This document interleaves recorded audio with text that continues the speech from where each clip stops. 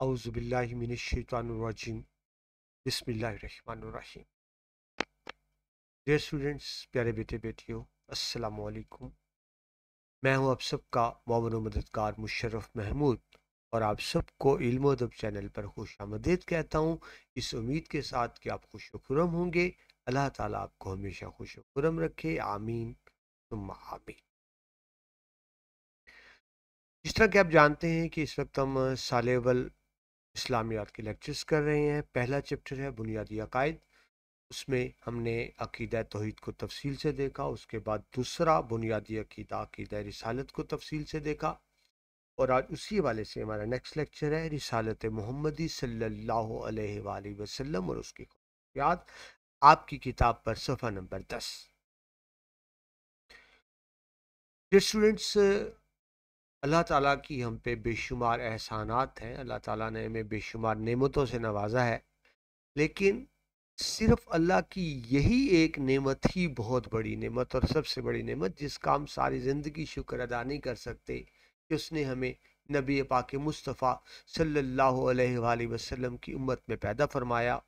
وہ نبی جو خاتم النبیین ہے، وہ نبی جو تمام انبیاء کے سردار ہیں، وہ نبی جس کا امتی بننے کی خواہش سابقہ انبیاء نے کی، اور الحمدللہ ہم انہی نبی کے امتی ہیں جو رحمت للعالمین ہے۔ اللہ تعالیٰ نے 1,24,000 انبیاء اکرام کو مبعوث فرمایا۔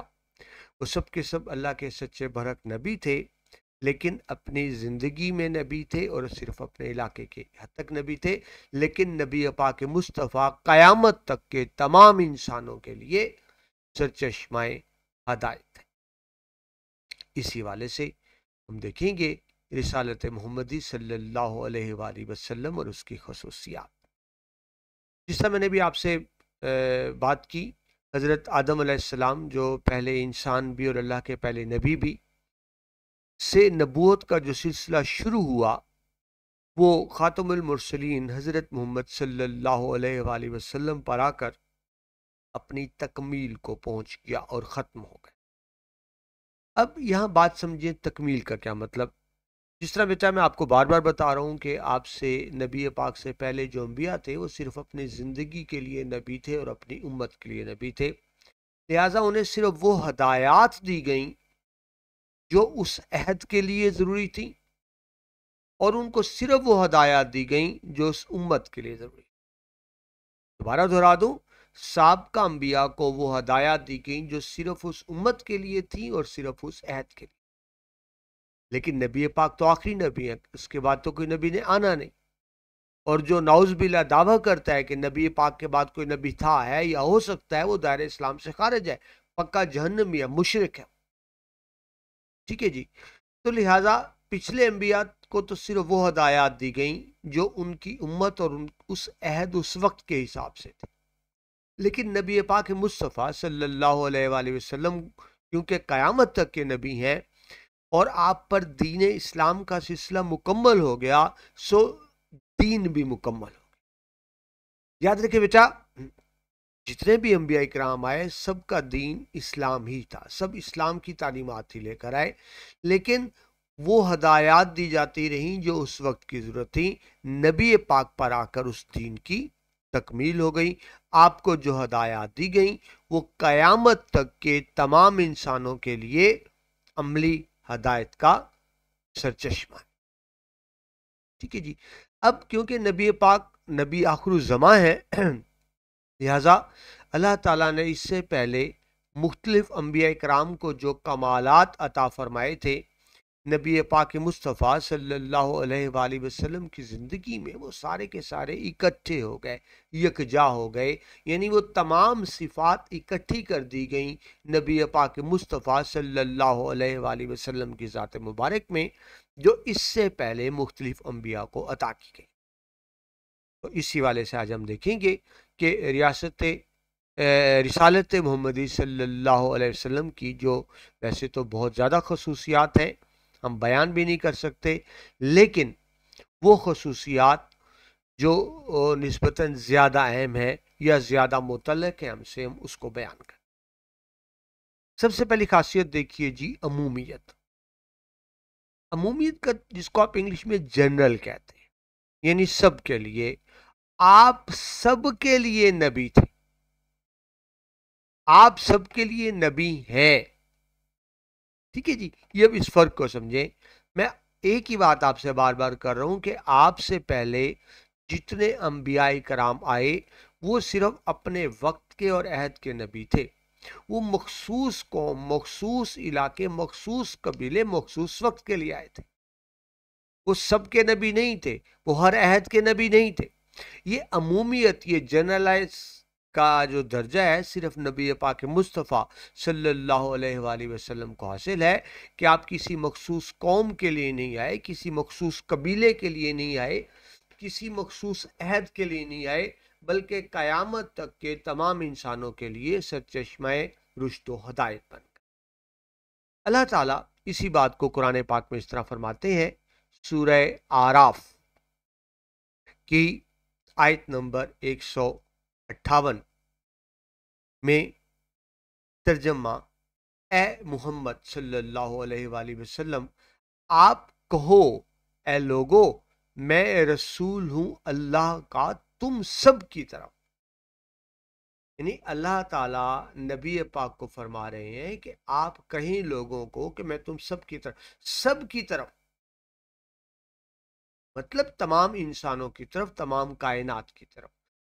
ایک ہی بات جو میں آپ سے بار بار کر رہا ہوں کہ آپ سے پہلے جو انبیاء آئے تھے وہ صرف اپنے علاقے قوم کے لیے تھے، وہ سب کے لیے نہیں تھے، تمام کائنات کے لیے اور قیامت تک کے لیے نبی. تو یہ جو عمومیت کا درجہ ہے، جو عمومیت کی صفت ہے، صرف نبی پاک مصطفیٰ صلی اللہ علیہ وآلہ وسلم کو حاصل ہے. اس سے پہلے کسی نبی کو حاصل نہیں تھی اور آپ کے بعد کسی نبی نے آنا نہیں. تو آپ کی پہلی صفت کیا ہوئی؟ عمومیت. دوسری صفت کی طرف بڑھتے ہیں جی. وہ کیا ہے؟ پہلی شریعتوں کا نسخ. نسخ ہوتا ہے منسوخ ہو جانا، کینسل ہو جانا. دیکھیے مختلف انبیاء کرام آئے جو اپنی شریعت لاتے رہے. کچھ نبی نئی شریعت لے کر آئے اور کچھ نے پہلی شریعت کو بحال کیا، ریسٹور کیا، جس کو آپ انگلش میں کہتے ہیں. اور یہ ذہن میں رکھیں بیٹا، جو پہلے انبیاء تھے وہ ایک ہی وقت میں مختلف علاقوں میں مختلف انبیاء ہوتے تھے. یعنی یہ نہیں کہ ایک وقت میں ایک نبی ہوتا تھا، ایک علاقے میں ایک نبی، دوسرے میں دوسرا نبی، تیسرے میں تیسرا نبی. مختلف علاقوں میں مختلف نبی ہوتے تھے. اور ایسا بھی ہوتا تھا کہ ایک ہی علاقے میں ایک سے زیادہ نبی ہوتے. آپ قرآن پاک میں دیکھیں، دو بھائی بھی نبی ہیں، باپ بیٹا بھی نبی ہیں، چچا بھتیجا بھی نبی ہیں. جس طرح حضرت ابراہیم بھی نبی اور ان کے بیٹے حضرت اسماعیل علیہ السلام بھی نبی، دونوں نبی تھے. جی. تو ایک ہی وقت میں مختلف انبیاء کرام ہوا کرتے تھے، مختلف نبی ہوا کرتے تھے. اور ایسا بھی ہوا کہ مختلف علاقوں میں جو مختلف نبی تھے ان کی شریعتیں ایک دوسرے سے مختلف تھیں. بنیادی تو دین اسلامی تھا لیکن شریعتیں مختلف تھیں. تو یعنی ایک ہی وقت میں بہت سی شریعتیں دنیا کے مختلف حصوں میں نافذ العمل ہوا کرتے تھے. لیکن جب نبی پاک مصطفیٰ صلی اللہ علیہ وآلہ وسلم تشریف لاتے ہیں تو اس سے پہلے جتنی بھی شریعتیں تھیں، جتنے بھی انبیاء کی شریعتیں آئیں، وہ ساری کی ساری منسوخ ہو گئیں. کیونکہ آپ اب کسی علاقے، قوم، قبیلے، وقت کے نبی نہیں ہیں، آپ قیامت تک کے تمام انسانوں کے نبی ہیں. ٹھیک ہے جی. اب قیامت تک صرف فلاح و بہبود وہی حاصل کرے گا، دینی دنیاوی کامیابی صرف وہی حاصل کرے گا جو شریعت محمدی صلی اللہ علیہ وآلہ وسلم پر عمل کرے. لہذا سورہ العمران کی آیت نمبر 85 میں اللہ تعالیٰ فرماتے ہیں: اور جو کوئی اسلام کے سوا کسی اور دین کو تلاش کرے گا سو اس سے ہرگز قبول نہیں کیا جائے. یعنی اللہ تعالیٰ نے نبی پاک مصطفیٰ صلی اللہ علیہ وسلم پر دین کی تکمیل کر دی، اسلام کی تکمیل کر دی. میں بار بار ایک ہی بات کر رہا ہوں، آپ سے پہلے جو انبیاء کرام آئے ان کا دین بھی اسلام تھا، لیکن اس وقت تک دین مکمل نہیں ہوا تھا، دین کی تکمیل نہیں ہوئی تھی. نبی پاک مصطفیٰ صلی اللہ علیہ وآلہ وسلم پر دین کی تکمیل کر دی گئی اور اللہ کی طرف سے واضح ارشاد، حکم، ڈائریکشن، ہدایات کہ اگر اب کسی نے اسلام کے سوا کسی دین کو اپنایا. دیکھیے پہلے انبیاء بھی بہرک تھے، ان کی شریعتیں، دین بھی بہرک تھا، ان کی کتابیں بھی بہرک تھیں. ان پہ اترنے والے صحیفے بھی برحق تھے، لیکن اب وہ سارے کے سارے منسوخ کر دیے گئے۔ اب دنیا آخرت کی کامیابی کس میں ہوگی؟ صرف شریعت محمدی صلی اللہ علیہ وآلہ وسلم۔ آگے چلیں جی، کاملیت یعنی کامل، کمپلیٹ ہونا، کمپلیشن۔ کوئی بات بیٹا دوبارہ آ گئی، بات وہی، الفاظ بدلے گئے۔ پہلے دین اسلام مختلف علاقوں میں، مختلف امتوں میں احکامات نازل ہوتے رہے جو صرف اس عہد وقت کی ضروریات کے مطابق تھے، وہ یونیورسل نہیں تھے، وہ آفاقی نہیں تھے، وہ جنرلائز نہیں تھے، سو مکمل بھی نہیں تھے۔ اب کیونکہ نبی پاک آخری نبی ہیں اور آپ کی بات کسی نبی نے آنا نہیں، تو انسانی عقل اس چیز کو تسلیم کرتی ہے کہ آپ پر دین کی تکمیل کرتی ہے جی، حضور اکرم صلی اللہ علیہ وسلم پر دین کی تکمیل ہو گئی، یعنی اب کوئی بات پیچھے رہ نہیں گئی، ٹھیک ہے نا؟ ایک نبی نے بات کی جو رہ گئی، دوسرے نبی نے بات کر دی جو رہ گئی، تیسرے نبی نے بات کر دی، اب تو کسی نبی نے آنا نہیں، لہذا شریعت دین آپ پر مکمل ہو گیا۔ آپ کو دین کامل عطا فرمایا گیا جو تمام انسانیت کے لیے، کسی ایک قوم قبیلے کے لیے نہیں، تمام انسانیت کے لیے ہے، اس لیے اب کسی دوسرے دین کی ضرورت نہیں رہی۔ اللہ تعالیٰ قرآن پاک میں فرماتے ہیں، سورہ المائدہ کی آیت نمبر 3، آج میں پورا کر چکا، یہ آخری آیت جو نازل ہوئی تھی، بسم اللہ الرحمن الرحیم، الیوم اکملت لکم دینکم، ٹھیک ہے، میں پورا کر چکا تمہارے لیے دین تمہارا۔ اعلان ہو گیا کہ دین مکمل ہو گیا، شریعت مکمل ہو گئی، اللہ تعالیٰ کے احکامات مکمل ہو گئے، تمہارے لیے دین تمہارا، اور پورا کیا تم پر میں نے احسان اپنا، اور پسند کیا میں نے تمہارے واسطے دین اسلام کو۔ یہ بیٹا جب نبی پاک مصطفیٰ صلی اللہ علیہ وسلم نے خود حجۃ الوداع دیا تو اس کے بعد یہ آیت نازل ہوئی، جس کا مطلب تھا کہ اب دین کی تکمیل ہو چکی۔ روایات میں آتا ہے کہ اس کے نازل ہونے پر صحابہ دھاڑے مار مار کے روئے تھے بہت زیادہ، کیونکہ وہ جانتے تھے کہ نبی کو ایک مشن دے کر بھیجا جاتا ہے، اور جب نبی کا مشن مکمل ہو جاتا ہے تو نبی کو واپس بلا لیا جاتا ہے۔ تو جب اعلان ہو گیا کہ دین مکمل ہو گیا تو اس میں اشارہ موجود تھا جو صحابہ کرام سمجھ چکے تھے کہ اب نبی پاک مصطفیٰ صلی اللہ علیہ وآلہ وسلم زیادہ عرصے تک ہم میں موجود نہیں رہیں گے ظاہری طور پہ، اور ایسا ہی ہوا۔ اس کے چند ماہ بعد ہی آپ کو بخار ہوا اور آپ اپنے خالق حقیقی سے جا ملے جی۔ تو یہ ہو گیا پوائنٹ نمبر 3، کاملیت، کہ آپ پر دین مکمل ہو گیا، اس میں کوئی کمی نہ رہی، اللہ تعالیٰ نے واضح اعلان فرما دیا۔ جبکہ اس سے پہلے جتنے انبیاء کرام آئے تھے ان پر دین کی تکمیل نہیں ہوئی تھی، بلکہ وقت کے مطابق ان پر صرف احکامات نازل ہوتے۔ نمبر 4 جی، حفاظت کتاب۔ بیٹا ویسے تو مسلمان ہم ایمان لاتے ہیں نبی پاک مصطفیٰ صلی اللہ علیہ وسلم پر اور ان پر نازل ہونے والے قرآن پاک پر، اور اسی طرح ایمان لاتے ہیں سابقہ انبیاء پر بھی اور ان پر نازل ہونے والی کتابوں اور صحیفوں پر بھی۔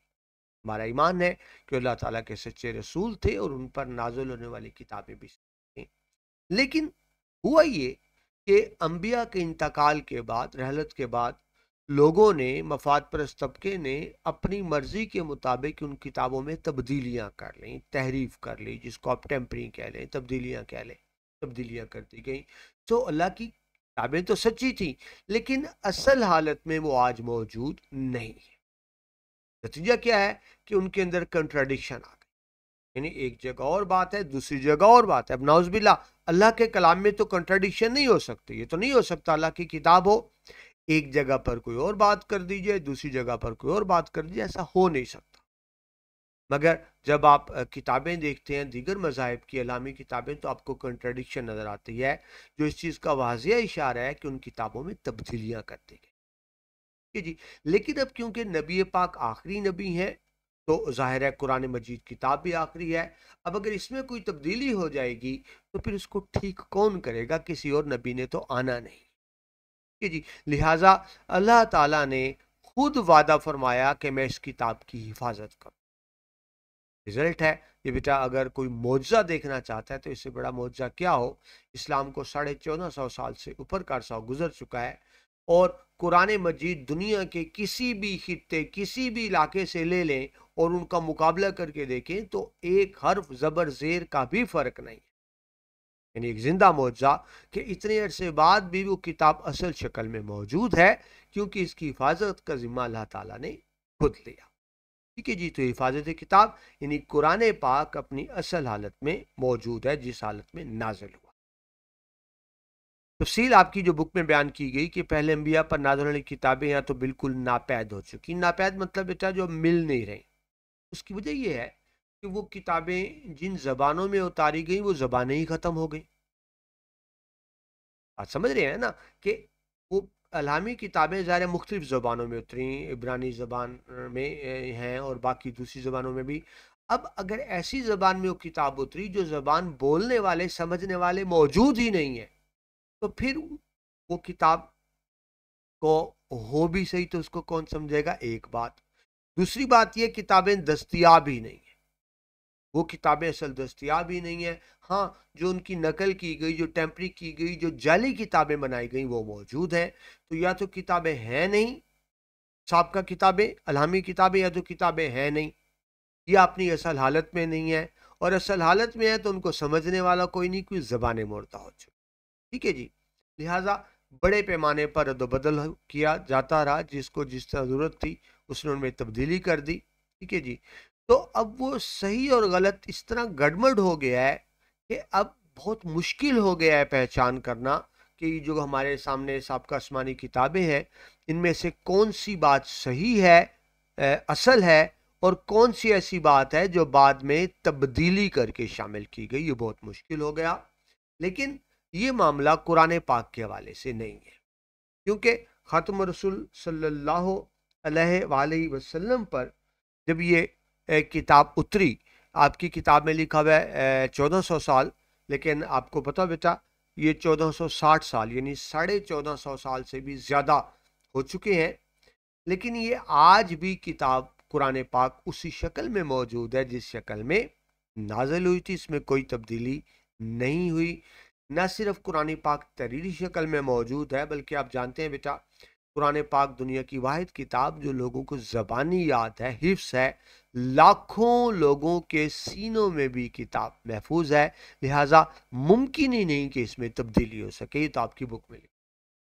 باقی بیٹا عربی زبان بڑی فصیح و بلیغ زبان ہے، اور قرآن پاک کی آیات اس طرح کی ہیں کہ ان میں اگر کوئی تبدیلی کرنے کی کوشش کرے گا تو فوراً پتہ چل جاتا ہے ٹیمپری، کیونکہ بیٹا اللہ کا کلام ہے، اور ظاہر ہے کوئی انسان اللہ کے کلام کا مقابلہ نہیں کر سکتا۔ آپ جانتے ہیں قرآن پاک میں اللہ تعالیٰ چیلنج کرتا ہے مشرکوں کو، غیر مسلموں کو، کہ تم اس جیسی ایک صورت تو بنا کر دکھا دو، اور پھر آتا ہے کہ ایک آیت ہی بنا کر دکھا دو۔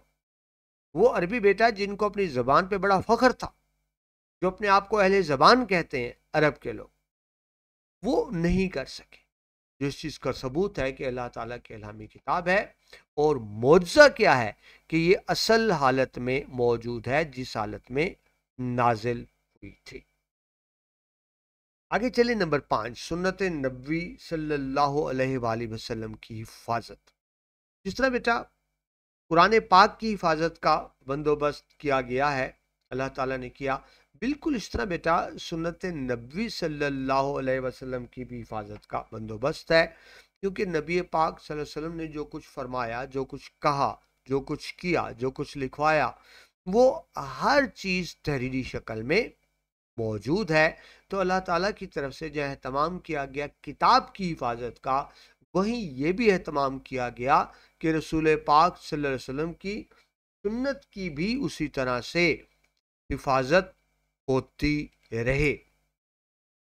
ہر دور میں محدثین یعنی حدیث لکھنے والے، رائٹر کے حدیث لکھتے تھے، ایک جماعت موجود رہی، یعنی ہر دور میں ایسے محدثین موجود رہے جنہوں نے اپنی پوری کی پوری زندگیاں وقف کر دیں صرف احادیث کو جمع کرنے، لکھنے، پڑھنے اور پڑھانے۔ جی، اب کیونکہ نبی پاک آخری نبی ہیں، ٹھیک ہے جی، قرآن پاک آخری کتاب ہے، تو نبی پاک کا سنت یعنی نبی پاک کی زندگی گزارنے کا جو طریقہ ہے وہی قیامت تک کے تمام انسانوں کے لیے سرچشمہ ہدایت ہے۔ ٹھیک ہے جی، اسی پر عمل کریں گے تو کامیابی ہوگی۔ دیکھیے بیٹا میں آپ کو آسان سے مثال دوں سمجھانے کے لیے۔ قرآن پاک میں نماز کا ذکر سب سے زیادہ آیا ہے، لیکن پورے قرآن پاک میں کہیں نماز پڑھنے کا طریقہ بیان نہیں کیا گیا، تو اس کے لیے ہمیں سنت نبی کی طرف دیکھنا ہوگا۔ اچھا یہ وضاحت کر دوں، میں نے بہت سی کتابوں میں پڑھا کہ قرآن پاک میں نماز کا ذکر 700 سے زیادہ مرتبہ آیا ہے، ایسا نہیں ہے۔ یہ پتہ نہیں کہاں سے غلط روایت چلی ہے۔ قرآن پاک میں نماز کا ذکر 70-80 مرتبہ یعنی 100 سے بھی کم مرتبہ آیا ہے، تو یہ روایت غلط ہے کہ 700 سے زیادہ مرتبہ نماز کا ذکر آیا ہے۔ میرے ذہن میں آیا، میں نے کہا آپ کو کریکٹ کر دوں، ٹھیک ہے جی۔ لیکن بہرحال سب سے زیادہ نماز کا ذکر ہے، لیکن پورے قرآن پاک میں نماز پڑھنے کا طریقہ نہیں بتایا گیا۔ اس کے بعد روزے کا حکم ہے، لیکن کب رکھنا ہے، کیسے رکھنا ہے، افطار کیسے کرنا ہے، پورے قرآن پاک میں ذکر نہیں۔ زکوٰۃ دینے کا حکم ہے، صاحب زکوٰۃ کون ہوگا، یعنی صاحب نصاب کون ہوگا، کس کو دی جائے گی، کتنی دی جائے گی، کب دی جائے گی، ان کا قرآن پاک میں ذکر نہیں ہے۔ حج کیسے ادا کرنی ہے، مناسک حج کیا ہے، قرآن پاک میں ذکر نہیں ہے۔ سو قرآن پاک پہ عمل کرنے کے لیے آپ کو سنت نبی کی طرف رجوع کرنا پڑتا، ٹھیک ہے جی۔ تو پھر انسانی عقل نہیں مانتی کہ اللہ نے قرآن کو تو محفوظ کر دیا ہو، لیکن قرآن پاک پہ عمل کرنے والی جو سنت رسول اللہ ہے اس کو محفوظ نہ کیا جائے، تو پھر قرآن پاک پر عمل نہیں ہو سکتا، کیونکہ قرآن پاک پر عمل کے لیے سنت نبی صلی اللہ علیہ وسلم کو سمجھنا ضروری ہے۔ جب قرآن کی حفاظت اللہ تعالیٰ نے فرمائی، وہ سنت رسول اکرم صلی اللہ علیہ وسلم کی بھی حفاظت کا اہتمام کیا گیا، ٹھیک ہے جی۔ کیونکہ سنت قرآن مجید کی شرح بیٹا کہتے ہیں تفصیل کو، ڈیٹیل کو، جو قیامت تک کے لیے سرچشمہ ہدایت ہے۔ اس طرح جہاں اللہ نے قرآن پاک کی حفاظت فرمائی، بالکل ویسے ہی سنت رسول اللہ صلی اللہ علیہ وسلم کی حفاظت فرمائی گئی، کیونکہ سنت رسول کے بغیر قرآن پاک پر بھی عمل کرنا ناممکن۔ آگے چلیں گے، پوائنٹ نمبر 6، جامعیت، جس کو بیٹا انگلش میں آپ کمپریہنسو کہتے ہیں، مکمل کہتے ہیں، ٹھیک ہے جی۔ میں ایک ہی بات آپ سے بار بار کروں، وہی بات بار بار آ رہی ہے کہ نبی پاک مصطفیٰ صلی اللہ علیہ وآلہ وسلم سے پہلے جتنے انبیاء آئے وہ مخصوص قوم کے لیے آئے، اپنی قوم کے، اپنے علاقے قبیلے کے لیے، اور مخصوص دور ٹینیور ٹائم، یعنی وہ اپنے وقت کے لیے تھے، اپنے وقت کے لیے تھے، اپنی قوم اور قبیلے کے لیے تھے۔ ان کو وہی ہدایات دی گئیں جو اس قوم کے لیے ضروری تھیں، ان کو وہی ہدایات دی گئیں جو اس قبیلے کے لیے ضروری تھیں، ان کو صرف وہی ہدایات دی گئیں جو اس دور کے لیے ضروری تھی، ٹھیک ہے۔ ان تعلیمات کا ذکر صرف اس قوم اور دور سے تھا، لیکن نبی پاک مصطفیٰ صلی اللہ علیہ وآلہ وسلم چونکہ بیٹا قیامت تک کے تمام انسانوں کے نبی ہیں، ٹھیک ہے جی، لہٰذا آپ کو جو ہدایات دی گئی وہ جامعہ ہیں، کمپریہنسو ہیں، یعنی وہ تمام ہدایات دی گئیں جس کی قیامت تک کے کسی بھی قوم، کسی بھی قبیلے کے فرد کو ضرورت پڑ سکتی ہے، کیونکہ آپ کے بعد کسی نبی نہیں آنا۔ تو اس کا مطلب کیا ہوا کہ نبی پاک مصطفیٰ صلی اللہ علیہ وآلہ وسلم سے پہلے جتنے انبیاء آئے ان کو محدود اور مخصوص دور، مخصوص ضروریات کے مطابق تعلیمات دی گئیں، احکامات دیے گئے، لیکن نبی پاک مصطفیٰ صلی اللہ علیہ وسلم کو وہ تمام احکامات دے دیے گئے جو قیامت تک کے کسی بھی دور کے، کسی بھی وقت کے انسان کے لیے ضروری ہے۔ جامعیت نبی پاک مصطفیٰ صلی اللہ علیہ وسلم کی ایک اور اہم خصوصیت۔ آگے چلیں جی، ہمہ گیری۔ ہمہ گیری بیٹا جس کو آپ یونیورسل کہتے ہیں، ٹھیک ہے، جس کو آپ یونیورسل کہہ سکتے ہیں، وہی بات دوبارہ کہ آپ کسی مخصوص قوم قبیلے کے نبی نہیں ہیں، بلکہ آپ قیامت تک کے تمام انسانوں کے نبی ہیں، ٹھیک ہے جی۔ اسی کو کہا گیا ہمہ گیری، سب کے لیے یونیورسل جس کو کہتے ہیں۔ آپ نے جو تعلیمات پیش فرمائیں ان کی حیثیت محض نظری نہیں بلکہ عملی زندگی میں نافذ کر آیا۔ دیکھیے بیٹا، ایک ہوتا ہے صرف بتا دینا، میں جیسا کہتا ہوں کرو، یہ اور بات ہے۔ دوسرا ہے جیسا میں کرتا ہوں کرو، یعنی اپنی عملی مثال سب کے سامنے رکھ دی، مطلب صرف بتایا نہیں، کر کے دکھایا، ٹھیک ہے جی، جس کو آپ ہماگیر کہیں گے، یعنی سب کے لیے اپنی ذات کا عملی نمونہ پیش کر دیا، ٹھیک ہے جی۔ آگے چلیں، جب آپ کی حیات طیبہ پر نظر ڈالی جائے تو معلوم ہوتا ہے کہ آئلی زندگی بیٹا فیملی لائف اس کو کہتے ہیں، یعنی گھر کے، یعنی میاں بیوی کے تعلقات، ماں باپ کے اولاد سے تعلقات، اور اولاد کے ماں باپ سے تعلقات، بہن بھائیوں سے تعلقات، اس کو آئلی زندگی کہتے ہیں، فیملی لائف۔ ہم فیملی لائف دیکھیں یا نبی پاک کی سیاسی زندگی، یعنی نبی پاک کی فیملی لائف کیا، بحیثیت باپ کیسے تھے، بحیثیت شوہر کیسے تھے، بحیثیت بیٹا کیسے تھے، بحیثیت بھائی کیسے تھے، یہ تو آئلی زندگی، یعنی نبی پاک بیٹا ہر ایک کی، ہر انسان کی ہر حیثیت کے لیے نمونہ، آپ یوں سمجھیں، یعنی میں باپ ہوں تو میں دیکھوں نبی پاک کیسے باپ تھے، میں بیٹا ہوں تو دیکھوں نبی پاک کیسے بیٹے تھے، میں شوہر ہوں تو میں دیکھوں نبی پاک کیسے شوہر تھے، وہ سب کے لیے بہترین عملی نمونہ۔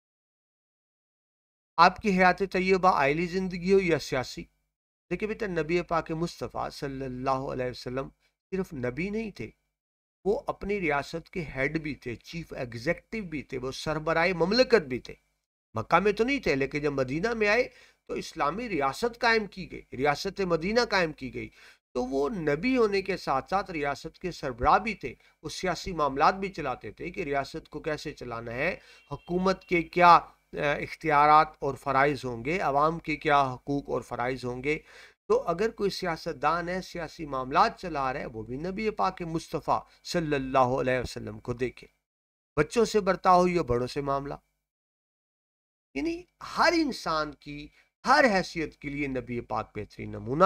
امن کا دور ہو یا جنگ کا، اگر امن ہے تو بھی نبی پاک کو دیکھنا ہے کہ زمانے امن میں آپ نے کس طرح حکومت کی، زمانے جنگ ہو تو ہم نے دیکھنا ہے کہ نبی پاک غزوات میں جب شامل ہوتے تھے تو جنگ کے کیا اصول مرتب کیے گئے، ہم نے اس کو دیکھنا ہے۔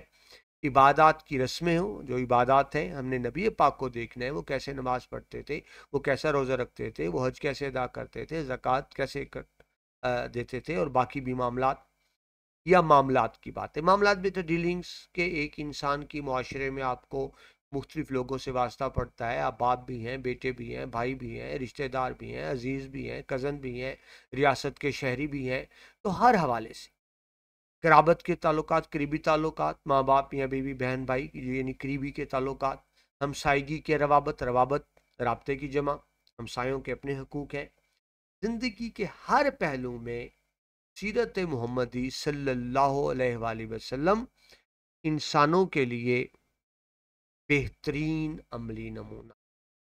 میں بیٹا ایک جملہ دہرا دوں آپ کو، جو آپ کو سال اول کے آپ اسٹوڈنٹس ہیں، اسلامیات پڑھ رہے ہیں، یا آپ کو اردو میں بھی کام دے گا۔ ویسے بیٹا سال اول اردو کے بھی تمام لیکچرز الحمدللہ اپلوڈ ہو چکے ہیں آپ کی اس علم و ادب چینل پر، اور بہت پہلے ہو چکے ہیں، ٹھیک ہے جی۔